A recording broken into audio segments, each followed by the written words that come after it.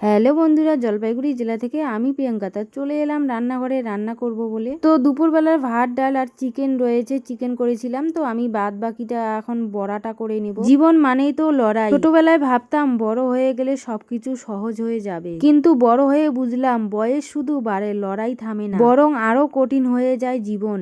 একসময় লড়াই ছিল ছোট ছোট জিনিস নিয়ে, আর এখন লড়াই নিজের স্বপ্ন আর ভবিষ্যৎ নিয়ে। ছোট পুচকাটার জন্য আমি দুধ রেডি করলাম, মোনাকে দিয়ে দিলাম। আমি তো খেসারির ডালের যে বড়াটা করব তা আমি ওটা বাটা নাই বাটে নিচ্ছি। কখনো লড়াই করতে হয় নিজের সাথেই, আর কখনো লড়াই করতে হয় পরিস্থিতির সাথে। আমি চাই এক পথে হাঁটতে, কিন্তু জীবন আমাকে টেনে নিয়ে যায় অন্য পথে। অনেক কিছু মেনে নিতে হয়, অনেক স্বপ্ন চুপচাপ বুকের ভিতরে চেপে ধরতে হয়। তবুও তো বেঁচে আছি, প্রতিদিন ভেঙে পড়েও আবার উঠে দাঁড়াতে হয়। নতুন সকাল শুরু করি নতুন এক লড়াই নিয়ে, কারণ আমি জানি লড়াই থেমে গেলে জীবনও থেমে যাবে। তো আমি এক এক করে পকোড়াগুলো ভেজে নিচ্ছি। খেসারির ডালের পকোড়া স্বাদেই আলাদা, বাইরে মুচমুচে ভেতরে একদম নরম। তো সবাইকে জানাই শুভ সন্ধ্যা। আমার পকোড়া ভাজা হয়ে যাক, আমাদেরকে শুভ সন্ধ্যা জানালাম। এটা কিন্তু আমাদের রাতের ডিনার হবে।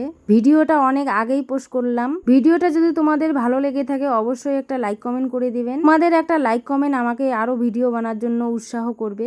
অবশ্যই পাশে থাকবেন। অনেক ধন্যবাদ সবাইকে, অনেক ভালোবাসা।